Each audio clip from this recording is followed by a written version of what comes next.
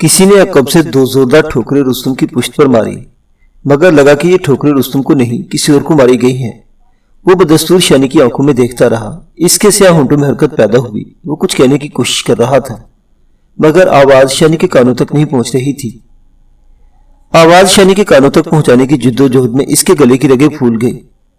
रुस्तम की गर्दन पर 2-3 गहरे जख्म थे। यूं लगता था कि इन जख्मों ने इसके बोलने की सलाहियत मुतासिर की है।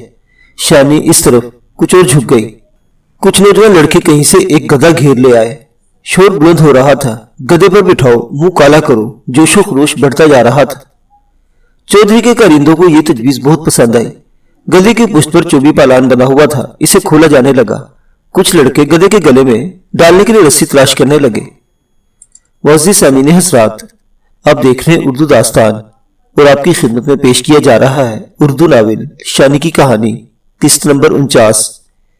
वाज़ी सामीन, आपसे उम्मीद की जाती है कि वीडियो को लाइक करें और चैनल को सब्सक्राइब भी कर दें। शुक्रिया। दूसरी तरफ 4 आंखें एक दूसरे को देख रही थी। रुस्तम ने एक बार फिर अपने सीने की पूरी कुव्वत सर्फ करते हुए अपनी आवाज शानी के कानों तक पहुंचानी चाहिए। इसके होंठों से बस बैठी हुई एक मध्यम सरगोशी ही निकल पाई। बीबी, आप क्यों आई? वो सिसकी। तुम बड़े जालिम हो रुस्तम, तुम मारते हो और रोने भी नहीं देते। वो फिर बेहद कुव्वत सर्फ करके बहुत मध्यम आवाज में बोला।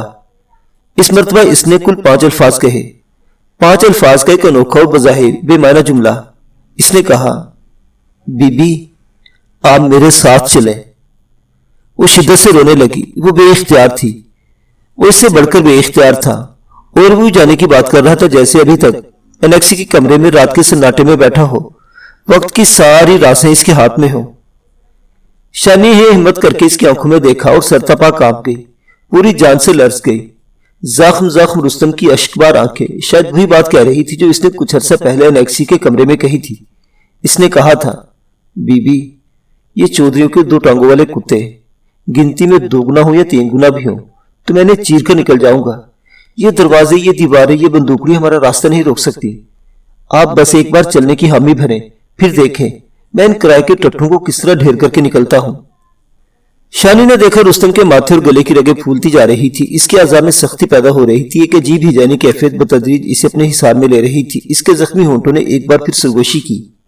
बीबी जी आओ, यहां से चले जाए। वो रोते हुए बोली, कैसे जाओगे रुस्तम, कैसे जाओगे? ये तो तुम्हें 2 कदम नहीं चलने देंगे, अभी इसी जगह मार देंगे। नहीं बीबी। इसने बड़े कर्ब से नफी में सर हिलाया। खून इसकी बाछों से बह रहा था और इसके दाएं कान से टपक रहा था और पता नहीं कहां कहां से रिस रहा था। नहीं रुस्तम, ये फिल्म नहीं है, ये जिंदगी है। ये बड़ी जालिम है, ये मार देगी। अभी 2 मिनट में हम दोनों को खत्म कर देगी। इसकी आंखों में जुनून था, लेकिन इस जुनून में अजीब सा ठहराव था, जैसे मुहीब समंदर ऊपर से पुरस्कून होते हैं। इसने अजीब डरामाई लहजे में नहायत मध्यम सरगोशी की। बीबी बस एक बार मेरा हाथ पकड़ ले, बस एक बार, फिर मैं रुकूंगा नहीं। इसने अपना खूनालूद कमजोर हाथ शानी की तरफ सिरका दिया। हवाओं में इसके फिक्रे की गूंज थी, फिर मैं रुकूंगा नहीं, फिर मैं रुकूंगा नहीं। शानी शशदर थी। वो जानती थी क्या होने वाला है। अगले चंद सेकंड में दोनों के टुकड़े हो सकते हैं। रुस्तम अपनी पूरी कुव्वत से तड़पता फुड़कता तो 2-4 बंदों को घायल कर सकता था। इसके बाद वही होना था जो हकीकत में होता है और जो अफसानों में नहीं होता। वो अकल की आंख से देख रही थी और ठीक देख रही थी, लेकिन कोई दूसरा इश्क की आंख से देख रहा था और शायद वो अपने तौर पर ठीक देख रहा था। चंद सेकंड सदियों पर भारी थे। ये क़यामत की कशमकश थी। अकल के पांव ठोस जमीन पर थे और मजबूती से जमे हुए थे, मगर इश्क की बलाखेजी पहाड़ी दरियाओं का मिजाज रखती है। ये पांव टिकने नहीं देती। ये दलील और मंतक की धज्जियां उड़ा देती है, आग में कूदती है, कच्चे घड़े पर तैर जाती है। शानी के जिस्म जामे का अजीब सी बेनाम लहर उठी। इस लहर ने इसे गिरदो पेश से यकसर बेगाना कर दिया। इसे रोते रोते अपना हाथ होले से बढ़ाया और रुस्तम के जख्मी हाथ में दे दिया। कायनात की गर्दिश जैसे थोड़ी देर के लिए रुक गई और साथ ही शानी का दिल भी। वो चंद सेकंड तक जमानो मकान की कयूद से आजाद थी। फिर शानी ने रुस्तम का हाथ उठाया और बेसाख्ता अपने होंठों से लगाकर चूम लिया। इसकी आंखों से आंसू मोतियों की तरह गिरे और रुस्तम के हाथ पर से फिसल गए। इस हाथ पर जख्म थे, चोटें थी और सिगरेट से दागे जाने के निशान थे। शानी ने इस हाथ और कलाई को कई जगह से चूमा और इसे अपने घुटने पर रखकर इस पर अपना रुखसार रख दिया। इसने अपनी आंखें बंद कर ली थी। اس کے بعد جو کچھ ہونے والا تھا وہ اسے دیکھنا نہیں چاہتی تھی، دیکھنے کی سکت ہی نہیں رکھتی تھی، وہ بس مر جانا چاہتی تھی بڑی جلدی کے ساتھ۔ اس نے اپنی آنکھوں میں مننے کی تصویر سجا لی اور جان لیوا ضربے سہنے کے لیے تیار تھی۔ چند سیکنڈ بعد اس نے محسوس کیا کہ رستم کا ہاتھ ایک جھٹکے کے ساتھ اس کے ہاتھ سے جدا ہو گیا ہے۔ شاید رستم نے خود ایسا کیا تھا یا کسی نے اسے کھینچ لیا تھا۔ اس کے بعد جو آوازیں شانی کے کانوں تک پہنچی، اس سے پتا چلا کہ رستم ایک وحشی چنگار کے ساتھ کسی سے ٹکرایا ہے۔ چند چیخیں بلند ہوئی، چند للکارے گونجے، شانی کو اپنے ارد گرد گھمسان کر رن پڑتا ہوا محسوس ہوا۔ اس نے آنکھیں نہ کھولنے کی قسم کھا رکھی تھی، لیکن اس قسم کو نبھا نہ سکی۔ اس نے دیکھا گیس کی ہنڈولوں اور بلیوں اور بانسوں سے لگی ہوئی ٹیوب لائٹ کی روشنی میں رستم کسی خون آلود افرید کی طرح دکھائی دے رہا تھا۔ اس نے اپنے قریب موجود کسی چودھری کے ہاتھ سے چھوٹے دستے کی کلہاڑی چھین لی تھی اور وہ دیوانہ وار اسے چلا رہا تھا، جو سامنے آ رہا تھا زخم کھا رہا تھا اور گر رہا تھا۔ شانی اور رستم کے گر لوگوں کا حلقہ جو کچھ دیر پہلے بہت تنگ تھا اب وسیع تر ہوتا جا رہا تھا۔ ایک ہولناک ہراس تھا جو اس مختصر جگہ پر پھیل گیا تھا۔ یوں نظر آتا تھا کہ تماشی کی خاطر ہجوم میں لایا جانے والا کوئی خونی جانور اچانک آزاد ہو گیا ہے۔ پھر رستم نے اچانک تڑپ کر ایک گری ہوئی رائفل اٹھا لی۔ وہ اس رائفل کو سیدھا کرنا چاہ رہا تھا، مگر اس کے لیے مہلت درکار تھی۔ اس کے سینکڑوں دشمن اتنی ہمت مہلت دینے کو تیار نہیں تھے۔ شاید ہراس کے چند سیکنڈ گزر گئے تھے، قادری نے جیسے ہوا میں جس لگاتے ہوئے نیم جان رستم کو عقب سے دبوچ لیا اور گھما کر زمین پر دے مارا۔ رستم شانی کے قریب گرا تھا۔ اس نے شانی کا ہاتھ تھام لیا، انداز ایسا تھا جیسے وہ شانی کو لے کر یہاں سے نکلنا چاہتا ہے۔ یہ آنکھیں بند کر کے چناب میں کود جانے والی دیوانگی تھی، اور دیوانگی ایسی ہوتی ہے۔ ابھی رستم پوری طرح اٹھا نہیں تھا کہ درجنوں افراد اس پر چمٹ گئے۔ رائفل پکے پھل کی طرح اس کے ہاتھ کی شاخ سے جدا کر لی گئی۔ اسے مارا اور گھسیٹا جانے لگا، مگر اس کا ہاتھ بدستور شانی کی کلائی پر تھا۔ کئی افراد شانی کا ہاتھ چھڑانے کی کوشش کرنے لگے، مگر یہ انسان کی گرفت نہیں تھی، یہ جذبے کی گرفت تھی، اور جذبہ بھی وہ جو اپنی مثال آپ تھا۔ وہ شانی کا ہاتھ نہیں چھڑا سکے۔ وہ رستم کے ہاتھ پر ایک ٹوٹی ہوئی لاٹھی کی ضربے لگانے لگے، اس کے بازو کو نوچنے سوٹنے لگے اور گرفت کمزور کرنے کے لیے دانتوں سے کاٹنے لگے، لیکن وہ کمزور ہاتھ شانی کی کلائی پر جمع رہا۔ ہاں، جیدار مرد جب اپنی محبوبہ کا ہاتھ تھامتا ہے تو پھر یہ گرفت مستقل ہوتی ہے۔ لاؤڈ سپیکر پر آواز پکار رہی تھی، ڈونگے پانیاں وچ دیوے پے بل دے، مقدرہ تے لکھے ٹل نہیں ہو سکتے۔ شانی کی آنکھیں بند تھی، وہ اپنے ارد گرد قیامت کا شور سن رہی تھی۔ رستم کو یوں مارا جا رہا تھا جیسے وہ گوشت پوش کا انسان نہیں، ربڑ کا پتلا ہے۔ اس کے باوجود وہ اپنی کمزور مزاحمت جاری رکھے ہوئے تھا، جیسے مزاحمت نہ کر رہا ہو، اتمام حجت کر رہا ہو۔ اس کے ارد گرد جو شور تھا، اس کی نوعیت بدل گئی تھی۔ للکاروں کا آہنگ اور ہو گیا تھا، جملے بھی نئے تھے۔ ان جملوں میں پولیس کا ذکر نہیں تھا، فوری سزائے موت کا ذکر تھا۔ ایک موٹی بھدی آواز گونجی، مار دو انسانیوں کو، اسی جگہ ٹوٹے کر دو۔ ایک دوسری آواز نے تائید کی، ہاں مار دو، پار کر دو دونوں کو۔ فضا کی سنسری خیزی یکلختی کئی گنا بڑھ گئی تھی۔ شانی کی آنکھیں بند تھیں، مگر ان بند آنکھوں ہی سے نارپوری چودھریوں کی وحشت سے بگڑے ہوئے چہرے اور ان کی شعلہ بار آنکھیں دیکھ رہی تھی۔ مشتعل ماحول نے چودھری کو یہ موقع فراہم کر دیا تھا کہ وہ اسی جگہ اسی وقت اپنے کلیجے ٹھنڈے کر لیں، اسے اور رستم کو مار کر اور لاشیں گلیوں میں گھسیٹ کر اپنے خونی انتقام کو پایا تکمیل تک پہنچا دے۔ انہیں روکنے والا کوئی نہیں تھا، کسی میں اتنی ہمت نہیں تھی کہ ان کی راہ میں آ سکے۔ یقیناً اس بپھرے ہوئے ہجوم میں کچھ لوگ مختلف سوچ بھی رکھتے ہوں گے، تو چار ایسے بھی ہوں گے جو رستم اور شانی پر رحم کھا رہے ہوں گے۔ شاید ان سب میں بابر بھی ہو، میانہ کا چھوٹا مالک بھی ہو، لیکن انتقام کے اس چیختے چنگھاڑتے طوفان میں ان کی آوازیں کچھ معنی نہیں رکھتی تھی۔ شاید اس لیے وہ بھی خاموش ہو گئے تھے۔ لیکن ظلم تو ظلم ہوتا ہے، بڑھتا ہے تو مٹ جاتا ہے، خون تو خون ہے، ٹپکتا ہے تو جم جاتا ہے۔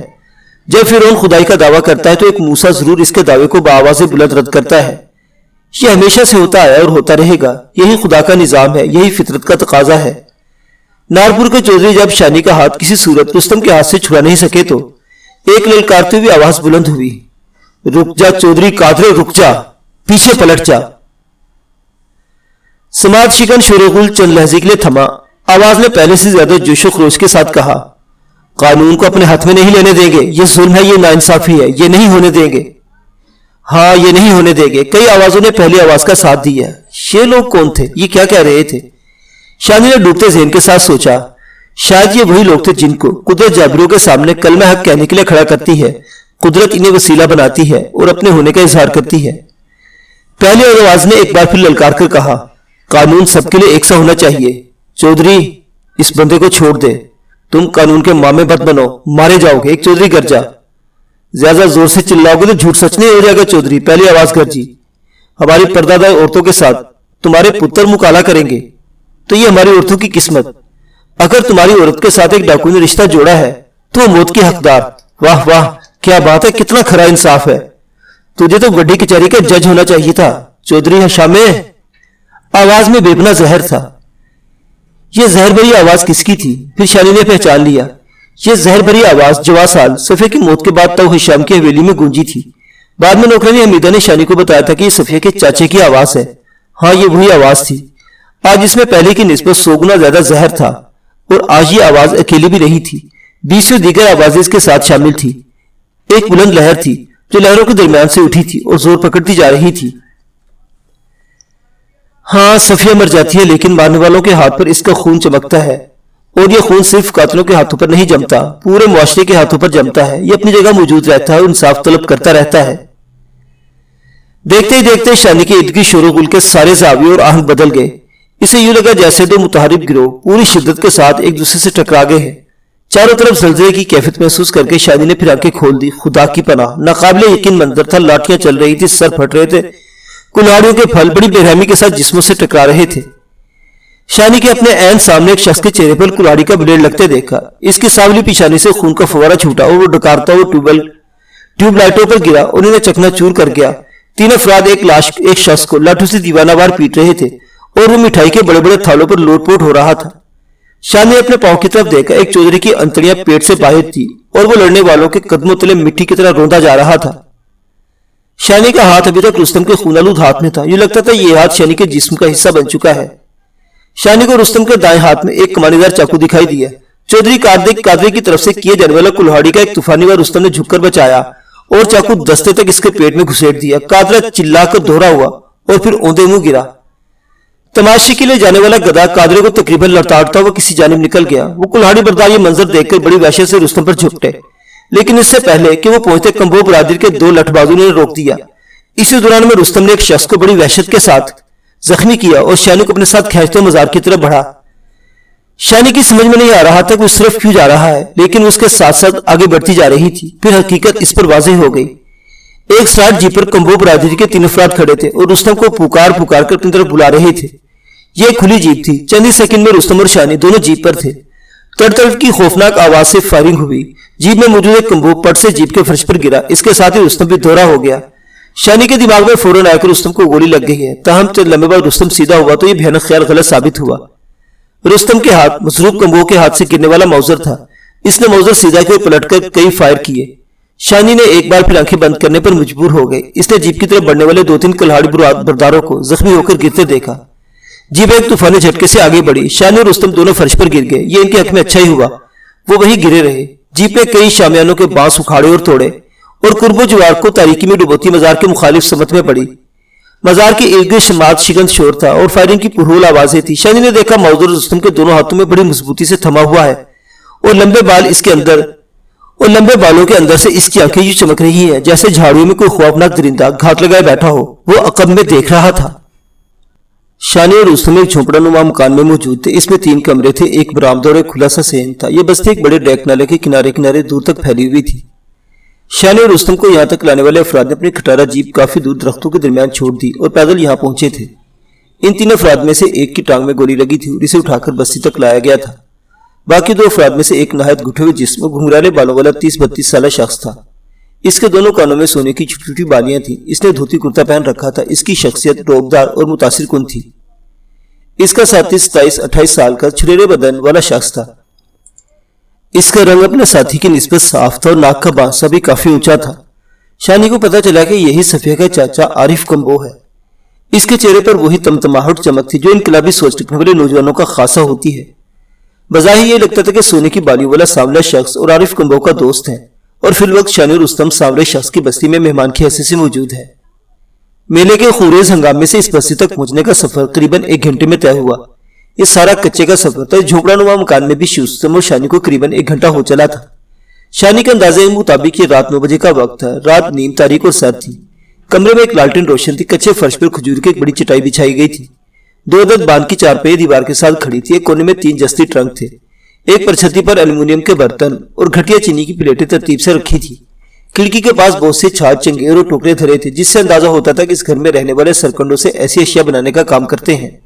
आरिफ कमबोर इस गुठीले जिस्म वाला मुसल्ला साथी शानी और रुस्तम को तसल्ली देने और कुछ जरूरी अशिया फराहम करने के बाद कमरे से बाहर जा चुके थे। बाहर जाते उन्होंने रखवाली के कुत्ते छोड़ दिए थे और बस्ती के पहरेदारों को चौकस कर दिया था। अब शानी और रुस्तम इस नीम रोशन कमरे में तन्हा थे। रुस्तम चटाई पर बैठा था, इसने दीवार से टेक लगा रखी थी, दोनों घुटने ऊपर उठे हुए थे और पिशानी घुटनों पर टिकी हुई थी। शानी को उसका चेहरा दिखाई नहीं दे रहा था, बस लंबे खूनालूद बाल ही नजर आते थे। रुस्तम ने जीप से जो माजूर उठाया था उसके पहलू में धरा था। शानी बहुत देर तक अपने अंदर हौसला जमा करती रही, फिर इसने होले से कहा, रुस्तम। जी बीबी जी। इसने घुटनों में सर झुकाए झुकाए बेहद भराई और बैठी हुई आवाज में कहा, मैंने बहुत दुख दिया है तुम्हें। इसने नफी में सर को जुम्बश दी। मैं खुद को इस काबिल भी नहीं समझती कि तुमसे माफी मांग सकूं। इसने फिर नफी में सर हिलाया। खुदा के लिए बीबी।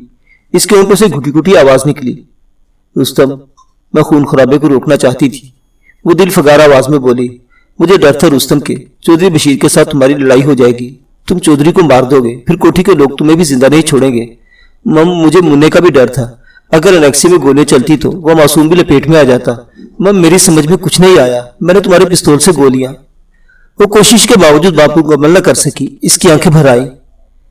चंद सेकंड तक खामोश रहने के बाद इसने फिर सिलसिला कलाम जोड़ा, रुस्तम, मुझसे जो कुछ हुआ वो किसी और के लिए नहीं था, सिर्फ मुन्ने के लिए था, मुन्ने की जिंदगी के लिए था और शायद थोड़ा बहुत भावों के लिए था।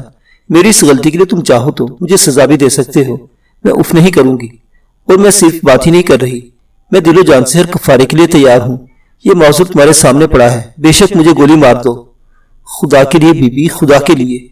इसने एक बार फिर बेकरारी से नफी में सर हिलाया, चेहरा बदस्तूर घुटनों में छुपा हुआ था।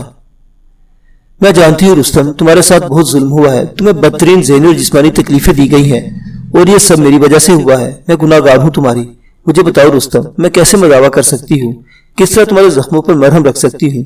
तुम जो कहो रुस्तम, मैं करने के लिए तैयार हूँ और मैं जानती हूँ इस सब कुछ करने के बाद भी मैं कुछ न कर सकूंगी, कुछ भी नहीं रुस्तम। एक सिसकी रुस्तम के घुटनों के अकब से बुलंद हुई। इसने चेहरा उठाया, खुदा की पनाह। इसके चेहरे पर दुनिया जहाँ का करब सिमट आया था, आंखें अंगारा थी, आंसू आशी सियाल की तरह सुर्ख आंखों से उतरकर खूनालूद दाढ़ी में जज्ब हो रहे थे। पिशानी की रग जैसे बेपना अजियत के जेर असर तड़प रही थी। इसने शानी की तरफ देखकर बड़ी आजी से अपने दोनों हाथ जोड़ दिए। ना बीबी। इसके जख्मी होंठ बस इतना ही कह सके। इन दो अल्फाज में अजियत, मिन्नत, समाजत, इल्तिजा और फरियाद के सारे रंग सिमट आए थे। शानी ने इसके दोनों हाथ थामने और रुखसार से लगाकर इन पर अपने आंसू गिराने लगी। इसका सारा जिस्म लर्जा था। अचानक शानी की निगाह चटाई पर पड़ी। खून के 2-3 कतरे टब से खजूर की चटाई पर गिरे, फिर एक और गिरा। यह खून रुस्तम के सर से रिस रहा था। यूं तो इसके जिस्म पर कई जख्म थे, ताहम सर का कोई जख्म अभी तक खून उगल रहा था। शानी ने इसके लंबे बालों में खून का माखज ढूंढना चाहा, मगर नाकाम रही। सारे बाल खून में लुथरे थे और सर चिपके हुए थे। आरिफ को वो जो चीज इस कमरे में रखवा गया था, इसमें गर्म दूध का जग, मकई की रोटी, गर्म पानी की बाल्टी, ठंडे पानी की बाल्टी, जख्मों पर लगाने के लिए देसी मरहम, रुई और पट्टियां वगैरह शामिल थी। जब शानी रुस्तम के सर का खूस का जख्म ढूंढने में नाकाम हुई तो इसने गर्म पानी में थोड़ा सा ठंडा पानी मिलाकर इसे नीम गर्म किया। पानी का बाकी ठंडा पानी इसने एक घड़े में उंडेल दिया। ठंडे पानी वाली खाली बाल्टी से रुस्तम के सामने रख दी और इसका सर धोना चाहती थी। रुस्तम के चेहरे पर हिचकिचाहट के आसार थे, मगर शानी का इस मुसम्मम इरादा था और दो टोक रवैया देखकर इसे अपनी हिचकिचाहट पर काबू पाना पड़ा। शानी ने बड़े नरमी एहतियात से रुस्तम का सर धोया। सर के वस्त और अकब में 2 जख्म ज्यादा गहरे थे। एक जख्म तो स्टिचिंग की जरूरत थी, मगर यह सहूलत यहाँ मुयसर नहीं हो सकती थी। मुकामी तरीका कार के मुताबिक शानी ने एक अंगीठी में से कुछ राख लेकर इन जख्मों से खून का खराज बंद किया और फिर एक लंबी चौड़ी पट्टी थोड़ी के नीचे से निकालकर बांध दी। सर के अकबी जख्म की एक पट्टी को सर के गिर्द बल देना पड़ा। इस पट्टी ने पेशानी के एक जख्म को भी ढांप लिया। ये सब करते हुए शानी ने अपनी दूधिया कलाई के नील को छुपाए रखा था। ये नील किसी नाकाबिले शिकस्त गिरफ्त की निशानी थी। रुस्तम की कमीज धच्चियों की सूरत इख्तियार कर चुकी थी। ये धच्चियां शानी ने रुस्तम के जिस्म से अलहदा की। रुस्तम की कमर देखकर आंसू के आबशार शानी के हलक को गिरने लगा। इसका दिल चाहा वो फूट फूट को रो दे, मगर ऐसा करके वो माहौल को गंभीर नहीं करना चाहती थी। इसने साफ रुई नीम गर्म पानी में भिगोई और बड़ी एहतियात से रुस्तम की कमर को खूनालूद गर्द से साफ किया। फिर अपनी उंगलियों के पोरों से जख्मों पर राख और मरहम लगाती गई। 1-2 जगहों पर इसने पट्टी भी बांधना पड़ी। जिस्म के अंदरूनी चोटों और पट्टों की टूट फूट के इसके पास कोई इलाज नहीं था। जब वो रुस्तम की पिंडों और पांव की चोटों की तरफ आई तो वो तड़प कर पीछे हट गया। इसकी आंखों में आतिशी आंसू थे। इसका चेहरा गवाही दे रहा था कि अब सब कुछ इसकी बर्दाश्त से बाहर हो गया है। वो शानी को अपनी खिदमत गुजारी करते हुए मजीद नहीं देख सकता था। इसने इसरार के साथ रुई और मरहम वगैरह शानी के हाथ से ले लिए। शानी ने इसे दूध पिलाया। वो रोटी के चंद लुकमे भी देना चाहती थी, ताहम इसे अंदाजा हुआ कि रुस्तम के गले के अंदरूनी चोटें ज्यादा संगीन है। दूध जैसे रकीक चीज भी अपने हलक से उतारना मुश्किल हो रही थी।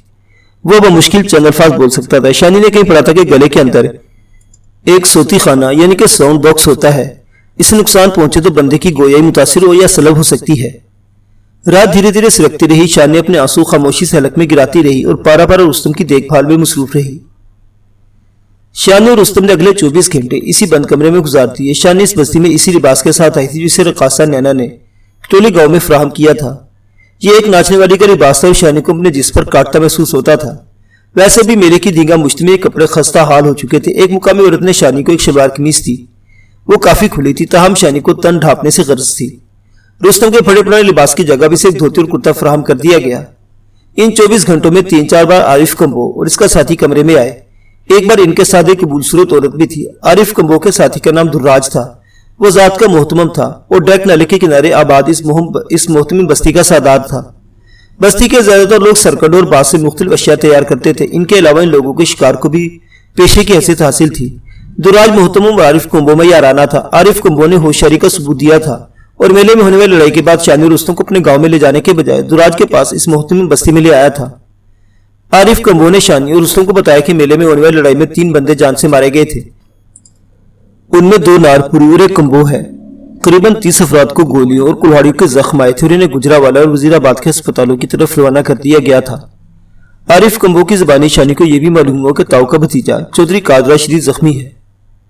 आरिफ कंबो बड़े ही जानी लहजे में बोलता था। वो शलवार कमीज पहनता था और कंबो बरादरी के दूसरे मुकामियों के बरक्स कुछ पढ़ा लिखा भी नजर आता था। इसके कुर्ते के नीचे हर वक्त पिस्तौल की मौजूदगी साबित होती थी। दूसरी तरफ दुर्राज मोहतमम सरतापा बस्ती का सरदार दिखाई देता था। वो दरमियाने कद का मगर नहायत मजबूत जिस्म का मालिक थे। इसे देखकर ही कहा जा सकता था कि लोहे की तरह ठोस और जंगली सांड की तरह ताकतवर है। वो जब दिन के वक्त शानी और रुस्तम के पास आया तो उसके कंधे पर एक खौफनाक क्लाशनकोव लटक रही थी और कमर के गिर्द गोलियों की डबल बेल्ट थी। मरने और मार देने वाला शख्स दिखाई देता था। इसने रुस्तम को मुखातिब करते हुए बड़े जज्बे के साथ कहा, हम मोहतमिम होते हैं, यारों के लिए सर कटा देते हैं। कसम पैदा करने वाले की, हमारे होते हुए कोई तुम दोनों की तरफ मेरी नजर से नहीं देख सकता। आरिफ कंबो बोला, इलाके में बड़ी टेंशन है। नारपुर के बल्लीमार चौधरी जनानियों की तरह चूड़ियां डालकर बैठ गए हैं और पुलिस को आगे कर दिया है। पुलिस ने हमारे 3 देहातों से 60 के करीब बंदे पकड़े हैं। इन्हें मारा पीटा गया है, डराया धमकाया जा रहा है। हम भी सब कुछ अपने सीने पर लिख रहे हैं, एक एक ज्यादती का बदला लेंगे। शानी ने कहा, आप लोग हमारी खातिर बहुत तकलीफ उठा रहे हैं, ये बहुत बड़ा एहसान है आपका, लेकिन क्या ये जगह महफूज है? मेरा मतलब है अगर नारपुर वाले इस तरफ आ गए तो। दुर्राज ने सीना फुलाया और अपनी क्लाशन को ऊपर हाथ मारते हुए बोला, बीबी ये 1 सेकंड में 10 गोलियां निकालती है। एक फरलांग के जो शह सामने आए इसको फड़का के रख देती है। समझो कि अख झपकने की देर में 10 बंदों में मोरी कर सकती है। अगर बल्ली मारू ने इधर आने की बहादुरी की तो कसम से लाशों का ढेर लगा देंगे। मोहतमों का बच्चा बच्चा तुम दोनों पर जिंद जान वाड़ी कर देगा। हम जबान देकर पिछड़ने वाले लोग नहीं। लेकिन भाई हम अपने लिए किसी तरह का खून खराबा नहीं चाहते, शानी ने कहा। फिर वो आरिफ कंबो से मुखातिब होकर बोली, अगर किसी तरह तुम दोनों को किसी करीबी कस्बे तक पहुंचा दो तो ये हमारे लिए बहुत अच्छा होगा। हम पक्की सड़क के रास्ते इस इलाके से निकल जाएंगे और अगर ऐसा नहीं हो सकता तो फिर किसी तरह रुस्तम के दोस्तों से राब्ता करा दो। मेरे पास 2 फोन नंबर मौजूद हैं। आरिफ कंबो ने नफे में सर हिलाया। बीबी आप गलत सोच रही हैं। यहां से नजदीक तरीन पक्की सड़क पे 35 मील के फासले पर है। बाकी रही टेलीफोन की बात तो इसकी कोशिश की जा सकती है, मगर जिस किस्म के हालात है बेहतर यह है कि अभी किसी बाहर के बंदे को यहां बुलाकर इसकी जान को खतरे में न डाला जाए। पुलिस और बल्ली मारो के बंदे चप्पे चप्पे पर तुम दोनों को ढूंढ रहे हैं। खास तौर से पुलिस वाले बहुत शेर हो रहे हैं। अस्पताल में इनका एक बंदा बहुत देर तक बीमार रहने के बाद 15-20 दिन पहले मरा है और इस बंदे का कत्ल रुस्तम पर डाल रहे हैं। दुराज ने सीना फुलाकर शानी को मुखातिब किया, ओ निकड़ी तो खून की बातें छोड़। हमने फैसला किया है कि तुम दोनों को असल मसला ही हल कर देंगे, एकदम खल्लास, सब कुछ साफ। हम अगले 2 दिन के अंदर तुम दोनों की शादी कर देंगे।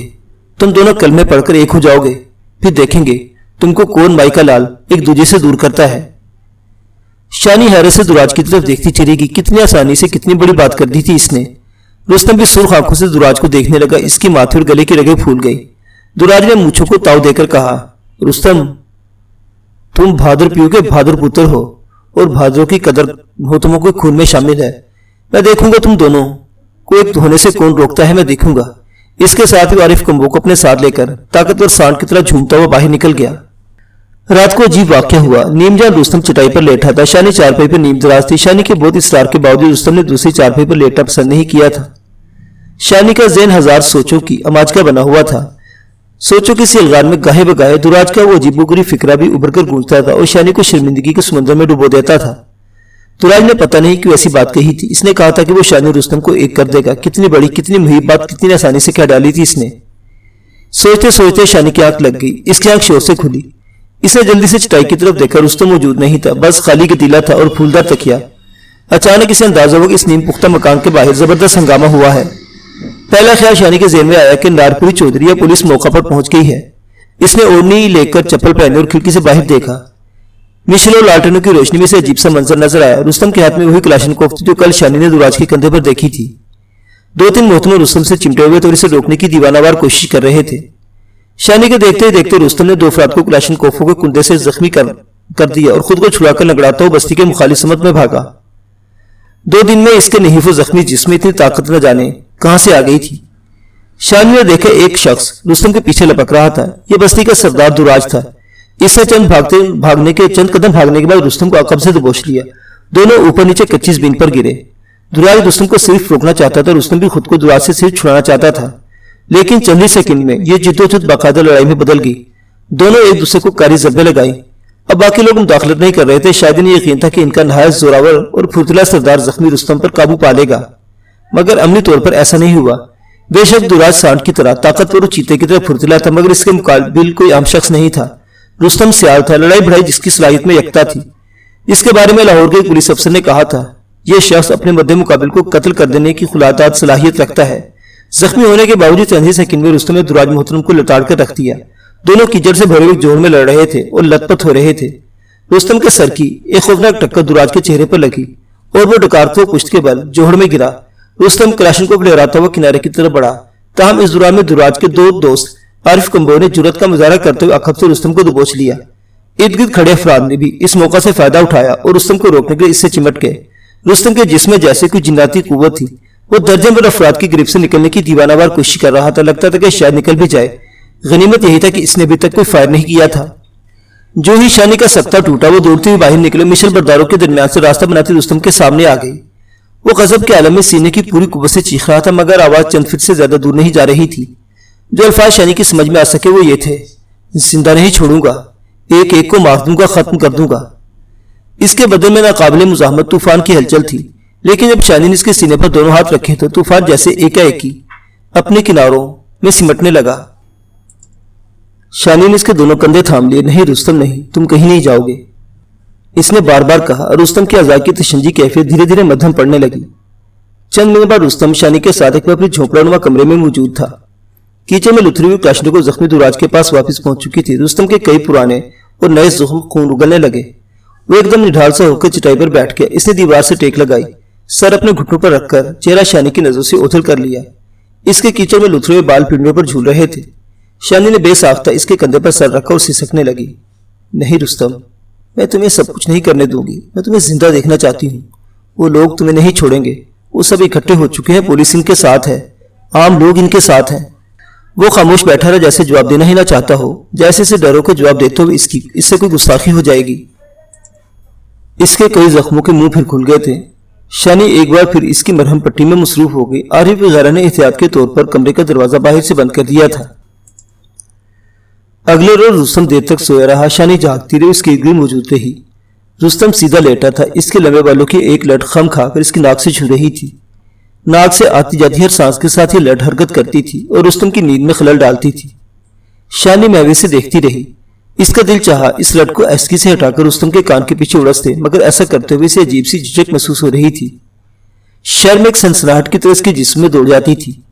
وہ اس کے چہرے کو دیکھتی رہی. اس کے نکوش میں عجیب سی حلاوت تھی. تاہم حالت نیند میں یہ حلاوت تکلیف तकलीफ और दुख से मुतासिर नजर आती थी। वो देखते उसके सीने में कुछ कुछ रिश्ता रहा। फिर इसने हिम्मत की और रुस्तम की कीचड़ालूद लट आहिस्ता इसके चेहरे से हटाकर इसके कान के पीछे उड़स दी। यकायक दबी दबी हंसी की आवाज सुनाई दी और शानी बुरी तरह चौंकी। इसने देखा कि कमरे की शिकस्ता खिड़की के दर्जों में से 2-3 औरतें अंदर झांक रही थी। शानी ने देखा वो हंसती हुई तेजी से पलट गई। ये मोहतरम औरतें थी। उन्होंने घाघरे और चोले वगैरह पहन रखी थी। शानी अपने आप में खज्जल सी हो गई और रुस्तम से कुछ दूर हटकर बैठ गई। शाम के वक्त जब शानी रुस्तम को हल्दी मिला दूध पिलाने पर मजबूर कर रही थी, एक बार फिर कुछ लड़के और बच्चे खिड़की के आसपास नजर आए। इनकी दबी दबी हंसी भी शानी को सुनाई दी। शाम के फौरन बाद वही औरत कमरे में दाखिल हुई जो 3 दिन पहले आरिफ कंबो और दुर्राज मोहतमों के साथ अंदर आई थी। शानी जान चुकी थी मुखिया दुर्राज की बीवी है। इसका नाम माखो है। ये सामने रंग की 28-30 साल और कदरे फरबा औरत थी। इसके हाथों में चांदी के वजनी कड़े और कानों में झुमके वगैरह इसे दूसरी औरतों से मुमताज करते थे। ये घाघरा चोली के बजाय कड़ाईदार शलवार कमीज पहनती थी। कुर्ते के गिरेबान पर बेशुमार सीपे और चांदी के सितारे वगैरह जड़े हुए थे। बस्ती की दीगर अहम औरतों का लिबास भी इस तरह का था। माखो के साथ 2-3 औरतें भी कमरे में आई। आरिफ कंबो भी इनके साथ था।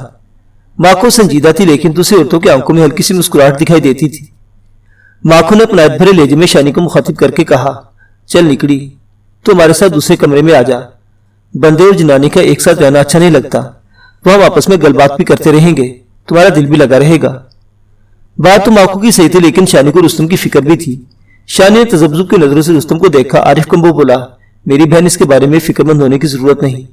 हम है ना, हर तरह का ख्याल रखेंगे।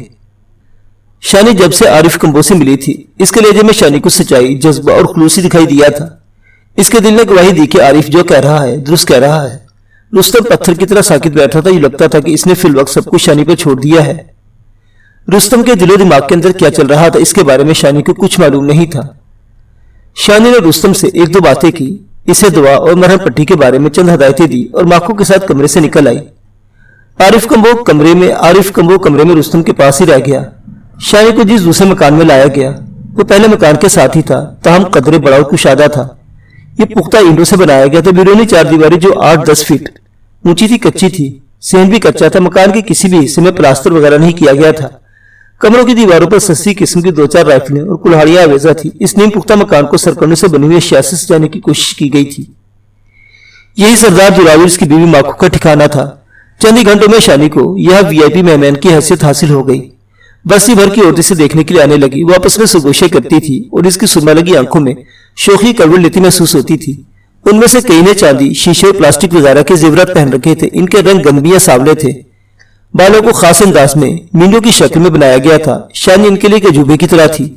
शानी के खाने पीने का खास ख्याल रखा जा रहा तो दूध, मकई और ज्वार की रोटी, गुड़ वाले चावल, मुर्गी का गोश्त यहाँ के खास खाने थे। रात को माखो ने कहा, किसी चीज की जरूरत हो तो बिल्कुल शर्म न करना। हम चाहते कि तुम और रुस्तम 2-4 दिन में ही हट्टे कट्टे हो जाओ। शानी बोली, मैंने तुम्हारे खामिन से मिन्नत की थी कि किसी तरह रुस्तम के साथियों तक रुस्तम के बारे में इत्तला पहुंचा दो। पता नहीं कि इसने कुछ किया है कि नहीं। माखो फुसकला मारकर शानी के सामने बैठ के बोली, तुम इतना फिक्र क्यों करती हो? लोग सी जिंदगी है तुम्हारी, इसको इतनी मुसीबत में मत डालो। वो आरिफ है ना, मेरे बंदे का यार, वो आज अपने पिंड वापस जा रहा है। वो पड़ाकुर होशियार बंदा है। वो ठीक मौका देकर रुस्तम के साथियों के इस बारे में जरूर बता देगा। वो वापस क्यों जा रहा है? शानी ने पूछा। इसका जाना जरूरी है निकली। वो ज्यादा देर अपने पिंड से गायब रहेगा तो पुलिस वालों को इस पर शक होगा। पुलिस वाले हर जगह तुम दोनों को ढूंढते फिर रहे हैं। अल्लाह मौला का शुक्र है कि अभी वो हमारे इलाके से दूर है। अगले दिन अजीब वाकये बहुत सी औरतें मकान के बरामदे में जमा हो गईं और कोई मुकामी गीत गाने लगी। साजों के तौर पर ढोलकी के अलावा इकतारा, बांसुरी, तबला वगैरह इस्तेमाल किए जा रहे थे। यह खुशी का गीत था जिसमें दरिया के किनारे सरकंडों में मटियारों के नाचने महबूब से मिलने का जिक्र था। इन लड़कियों का जिक्र तो जो अपने नाजुक कोमल हाथों से सरकंडों के छिलकों और सूखी हुई दाब से खूबसूरत आराइशी चीजें बनाती हैं। ऐसी चीजें जिनको देखकर शहरी बाबू बनाने वालियों के अंधे के हाथों पर आशिक हो जाते हैं। ऐसी ही कई खुशियों भरे गीत मुहतमिम लड़कियों ने गाए। शानी ने अंदाजा लगाया कि शायद इन लोगों का कोई त्योहार करीब आ रहा है। रात को मिशनों की रोशनी में बहुत से मर्दुजन जमा हुए। बच्चों में से कुछ नीम सर्द मौसम के बावजूद बलाई लिबास नहीं पहने हुए थे। पहले गाने बजाने का सिलसिला रहा, फिर मकान के सामने अहाते में मौजूद मर्दों के झमकट्टे में से कुछ मर्दों ने उठकर ढोल की ताप पर नाचना शुरू कर दिया। उनमें से कुछ लोग मुकामी तौर पर तैयार की गई एक सफेद शराब पी रहे थे। अलाव के गिर नाचते हुए उनके चेहरे तमतमाने लगे और हरकत सकनात में खुशी भरा जोश नुमाया होता चला गया। सेन के अंदर औरतें मुसलसल गाने बजाने में मसरूफ थी। शानी कमरे की खिड़कियों में से सारे मनाजिर देख रही थी। अचानक एक घुड़सवार मर्दों के झमकटे की तरफ नमूदार हुआ। इसके सर पर बड़ा सा पगड़ और कंधे पर राइफल थी। 3-4 मजीद कुल्हाड़ी बरदार अफराद भी इसके साथ थे। ये लोग तेजी से सेन की तरफ आए। इससे पहले के अंदर मौजूद औरतें दरवाजा अपनी तरफ से बंद करती दंदनाते हुए अंदर घुस आए। पगड़ वाले हट्टे कट्टे नौजवान ने राइफल सुनती तो औरतें चीख उठी। वो सीधे एक नौजवान लड़की की तरफ बढ़ा। इस सजी सवरी लड़की ने उठकर भागना चाहा, लेकिन पगड़ वाले नौजवान से लपक कर दबोच लिया। बाकी औरतें इसे छुड़ाने की कोशिश करने लगी, मगर कुल्हाड़ी बरदार ने ललकारे मारकर औरतों को पीछे हटा दिया। धींगा मुश्ती में सजी सवरी लड़की का लिबास फट गया। तनुमा नौजवान ने एक नारा मारा और इसे उठाकर अपने कंधे पर डाल लिया। मर्दों की तरफ से कई अफराद मुजामत के लिए आगे आए, मगर पगड़ वाले ने बाएं हाथ से लड़की को कंधे पर दबोचे रखा और दाएं हाथ से कई हवाएं फायर किए। शानी ने देखा कि लड़की के हाथ अपने पगड़ वाले हाथ के खून से लुथड़े हुए थे। जब पगड़ वाला लड़की को लेकर बेरों दरवाजे की तरफ बढ़ा तो लड़की ने यह खूनआलूद हाथ एक उधड़ उम्र शख्स के कंधे पर सब्त कर दिए, जैसे इसके कंधे पर अपनी निशानी छोड़कर जा रही हो। शानी ने देखा कि ढोलक बजाने वाली की छोटे से हंगामे के बावजूद मुसलसल ढोलक बजा रही थी। बाहर अलाव के गिर्द कुछ मोहतरमा मर्द बदस्तूर महवे रक्स थे। अचानक शानी की समझ में आया कि सब खेल तमाशे का हिस्सा है। खुशी मनाने के इस मुकामी तरीके में गालिबन किसी कदीम वाक़े की झलक पेश की गई थी। मुख्तलिफ बरादरियों और कबीलों में शादी के लिए लड़कियों को अगवा करने की रस्म बहुत पुरानी है। पगड़ वाले ने लड़की को अपने आगे सफेद घोड़े पर बिठाया और अलाव का एक चक्कर मुकम्मल करने के बाद इसे घोड़े से उतार दिया। वो भागती और हंसती हुई औरतों के दरमियान वापस आ गई। इसने हाथों पर गालिबन किसी परिंदे का खून लगाया था। इस खून की छाप इसने अपने अगवा के वक्त अपने बापू के कंधे पर लगाई थी। ये नाच गाना रात 10-11 बजे तक जारी रहा। मुख्य दुरा जिसमें पेश था, ताहम आरिफ कम्बो कहीं दिखाई नहीं दे रहा था। रात सोने से पहले माखो ने इसे बताया कि आरिफ वापस चला गया है। शानी ने माखो से नाच गाने के बारे में पूछा। माखो ने इसका कोई वाज़ेह जवाब नहीं दिया। जब शानी ने पूछा कि ये सब किसी त्योहार के हवाले से है, तो माखो ने मुबहम अंदाज में इस बात में जवाब दिया। शानी ने महसूस किया कि वो कुछ छुपा रही है। शानी ने माखो से रुस्तम की खैरियत दरियाफ्त की। फिर गुफ्तगू का रुख मुकामी हालात की तरफ मुड़ गया। माखो ने अपने मखसूस लबो लहजे में शानी को जो कुछ बताया, इससे पता चला कि ये मोहतमों की बस्ती और डैक नाले के किनारे एक तरह की 2 बस्तियां और भी हैं। ये लोग खाना बदोश तो नहीं, ताहम सिलानी मिजाज रखते हैं और आवारा गर्दी इनकी आदतें में मौजूद है। ये जबरदस्त किस्म के शिकारी भी थे। इनमें से कुछ लोग ऐसे थे जो मुसलमान होने के बावजूद अब भी जंगली सुअर का गोश्त खा जाते थे, या शायद वो वैसे ही लामजहब लोग थे। माखो ने जो कुछ बताया, इससे पता चला कि नरसल इससे घरेलू इस्तेमाल की मुख्तलिफ अशिया बनाना इन लोगों का पेशा है। वैसे ही खुद को राजपूतों की शाख करार देते थे। अमूमन शहरों और कस्बों से कुछ फासले पर छप्परों यानी पुख्ता मकानों में रहायश रखते थे।